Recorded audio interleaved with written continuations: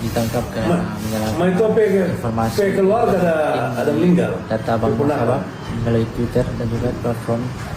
Wahyu Firmansyah Taha, atau dikenal sebagai Bjorka 23, menjadi sorotan setelah ditangkap polisi pada 23 September 2025.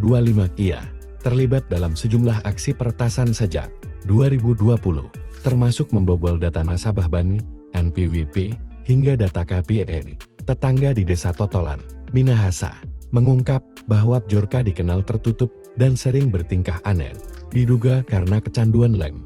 Meski hidup sederhana di rumah sempit berukuran sekitar 4 meter, ia disebut memiliki banyak uang. Bjorka merupakan anak yatim piatu, anak tunggal yang menghidupi keluarganya. Pendidikan terakhirnya SMP, dan ia mempelajari IT secara otodidak melalui komunitas online.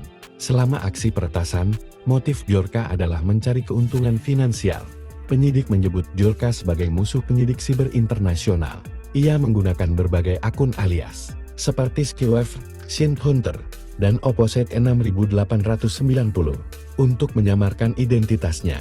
Polda Metro Jaya menegaskan bukti digital ditemukan di perangkatnya. Namun identitasnya sebagai Bjorka belum dipastikan 100%. Saat ini, Bjorka ditahan dan ditetapkan sebagai tersangka atas pelanggaran UU ITE terbaru, dengan ancaman penjara hingga 12 tahun dan denda 12 miliar rupiah. Contohnya perusahaan yang baru-baru ini saya posting perusahaan Selantis. Ya, Telantis. Ya, macam perusahaan ke infrastruktur mobil.